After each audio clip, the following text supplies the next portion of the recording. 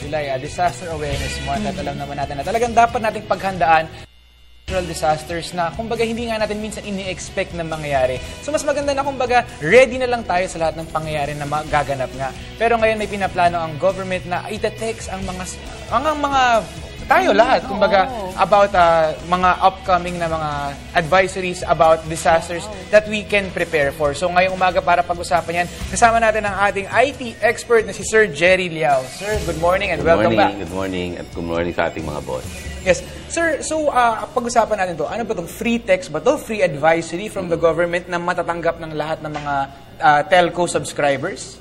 Ito yung tinatawag nila Free Mobile Disaster Alert Act, no, na kung saan kung merong kalamidad, whether it's natural or man-made, lahat ng apektado ay makakatanggap ng text message or SMS, no, galing sa it's either sa telco or sa government agency. So basically, this mandates all telco providers na magpadala ng SMS sa mga apektadong mga mamamayan ng kalamidad. So, sa tingin niyo po ba ay makikiisa po ang telco? And question, di po ba sila malulugi nito? Wala silang choice. Kailangan silang mag-comply.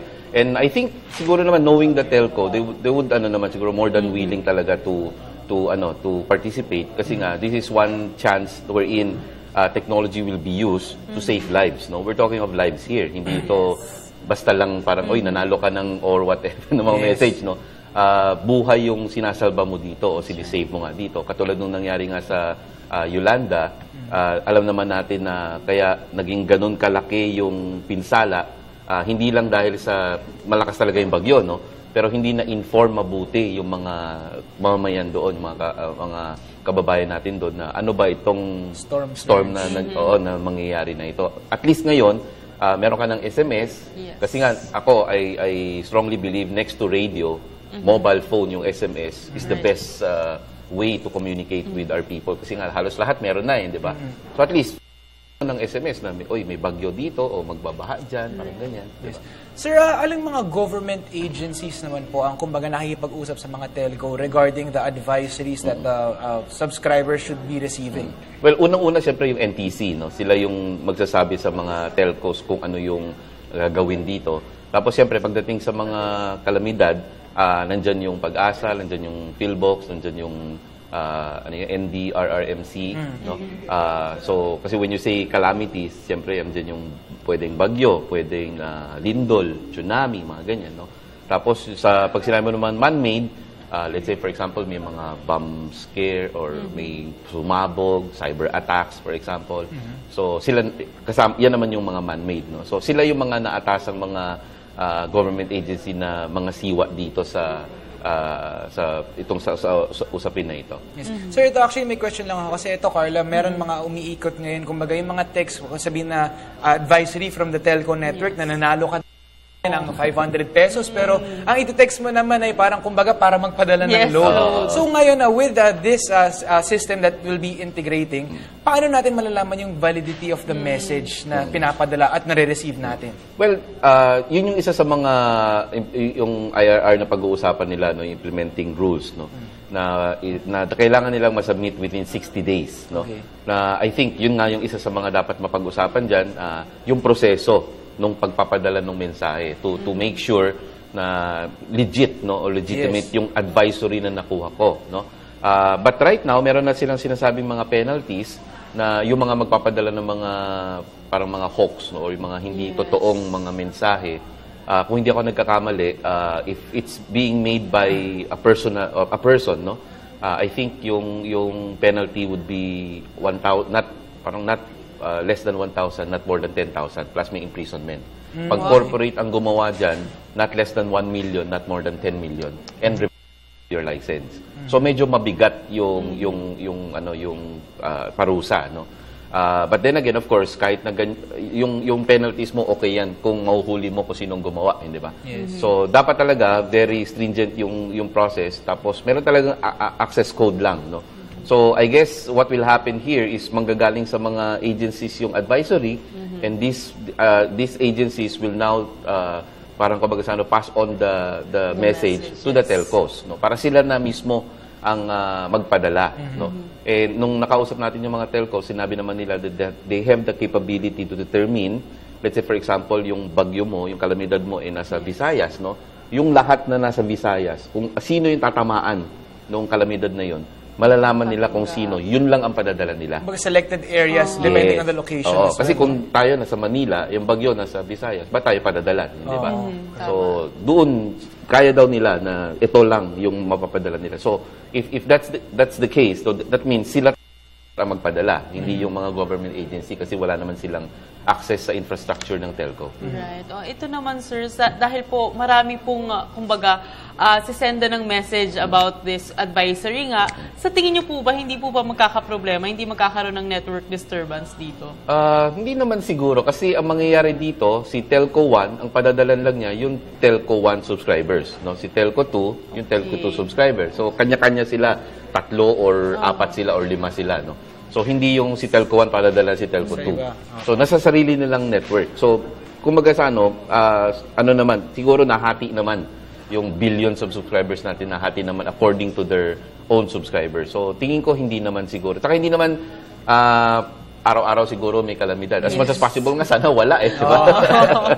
Yes. Sir, I'm sure a question on people's minds now is magkano naman ang isisingil siguro sa kanila ng mga telco subscribers per text? Kasi minsan meron tayong mga nakukuha mga advisory, tas parang pwede mong sabihin na off para hindi ka na singilin. Kasi sometimes parang 2 pesos o 2 pesos 50 centavos. So, is this the same case for No, dito kasi free siya. So, libre. So, dapat pagtanggap mo, wala kang babayaran doon. You should not be charged for that, no?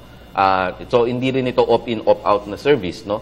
Whether you like it or not, makakatanggap ka nun. So, hindi ka kailangan mag-register, di ba? Pero kung let's say, kasi part of the message or part of the directives is aside from the advisory na ano ba yung kalamidad, kailangan nandun yung mga numero ng LGU, no? Para, kunwari, gusto ko tumawag, di ba? Meron akong tatawagan or let's say evacuation center, mga rescue yung mga relief centers, ganun. Nandun lahat yung mga contact numbers, no? Pero if kunwari ako yung na biktima, ako yung nandun sa lugar na yon. Syempre, if I decide to call the LGU or whatever, kung sino man gusto ko tawagan, syempre ma-charge na ako doon. Pero yung doon sa message na pinadala sa akin, libre yon, hindi ka pwede i-charge doon. Alright. Ito naman, ito din, Sandro, isa sa mga nagiging problema bagyo o kalamidad, nawawala ng signal. Sa tingin niyo po ba magiging epektibo pa rin po ba ito kahit mawalan po ng signal itong ating mga natatamaan itong kalamidad? Tama. Maganda yung point na yun. Siyempre, kung walang signal, useless lahat yan. Yes. Kasi padala man ako, kung wala kang signal, hindi mo matatanggap. Yes. That's why, I think, as much as I think the government is aware of this, no, na parang yung SMS is just one way to bring you the advisory, hindi ba, or the message. Pero syempre nandiyan pa rin yung TV, nandiyan yung radio, di ba? So tapos syempre sa LGU, yan ang pinakamalapit diyan. Andiyan pa din, ano? So magtutulong-tulong lahat yan. Hindi lang yung kung mag-aasa lang tayo dun sa text message. Although sinasabi nga natin na yung text nga, yun yung isa sa mga pinakamabilis at pinakamura kasi libre nga, no? Pinakamabilis na paraan para maiparating ko sa'yo yung kalamidad. Yung direct message, kumbaga maabot mo na yung subscriber. Yes. Sir, ito, nabanggit nyo nga yung different forms of broadcast media. And I understand na ngayon sa TV, meron tayong digital na, tas pwede nang, kumbaga yung mga government agencies, they can text advisories na direkta nang lalabas sa mga TV. Can you explain this further? Yung isa sa magandang ginagawa ng kasalukuyang administrasyon nga is they're really utilizing yung power ng technology in, of course, isa na ito, no, sa disaster nga, no, para ma-manage mabuti. Now, if I'm not mistaken, latter part of 2013, may direktiba si President Noynoy Aquino na kailangan tayong mag-move na from analog to digital broadcasting, no? So, ISDBT ang tawag dito sa format na ating i-adapt sa Japan ito, no? So, lahat ng network, no, like for example PTV4, kailangan mag-adapt sa digital. Yes. So, isa sa mga advantage nito, of course, aside from clarity, mas malinaw na yung quality ng mapapanood nyo, yung boses, mas maganda. May capability siya mag-deliver ng mga advisory as well, no? Tapos, highly compatible na siya with your phone. Kasi digital to digital. So, ibig sabihin, ma-access mo na yung mga palabas, no, sa pamamagitan ng mapapanood mo na rin. Which you can do right now, no? Yes. Pero ito talaga, since digital to digital to, mas kumaga sa mas in sync sila, no? Highly compatible na talaga yan. Tapos, yun nga, pag let's say may bagyo, ang pwede mangyari is pwede kong i-push yung information sa TV mo. So habang nanonood ka ng television na ganyan, bigla na lang, katulad ngayon, may mga ticker dyan, di ba? Ito talaga, real time, pwede ko ipadala sa'yo. So pwedeng ganun din, from the agency, pwedeng magpadala ng mensahe papunta sa network. So since digital siya, pwede ko na ilabas ulit. Yes, oo. Ayan. So, sa tingin nyo, sir, itong IT, sa tingin nyo, kung bukod dito sa Sandro. Ay. Ito sir, syempre nakita naman natin yung importance nga ng IT sa ating bansa. At syempre alam natin na kumbaga tayo ay sa texting capital nga sa world. At talagang a lot of Filipinos have cell phones. So what are the other advancements you think that we will be having with regards to what you already mentioned po? Well, makikita naman natin na yung paggamit ngayon, slowly, we're moving from yung ordinary phones, no? Pupunta na tayo ng smartphones, diba? So yung internet andyan na din. So part of the project is, aside from SMS, pwede ka rin magpadala ng MMS saka email, no? So as your phones become more advanced, diba? So kung makaka-access ka sa internet, ibig sabihin no, mas marami kang information na makukuha. So I think next to this one, I think kailangan ma-educate din natin, no, yung publiko kung paano talaga gamitin yung mga devices na to. Kasi aside from the phone, you have tablets, you have notebooks. So paano ba natin talaga ito magagamit para ma-access tayo ng maraming information? You have to remember also sa may project din yung DOST saka yung Pag-asa, if I'm not mistaken, yung Project NOAA. Diba? Maganda din yun, no? Na kung saan hindi lang basta yung bagyo sasabihin sa'yo, pati yung lakas ng ulan nandyan, gaano kadaming ulan ang ibubuhos dyan. Tapos pati yung baha, no? More or less na i-estimate nila gaano kataas yung baha na mangyayari dyan sa lugar mo. So if that's the case na kunwari yung lugar mo ay madaling mabaha at sa ilang minuto mako-compute nila na gaano nakataas yung tubig, siyempre it's time for you to evacuate na, no? So if you can have those information relayed to your citizen, no, na in the simplest form, no?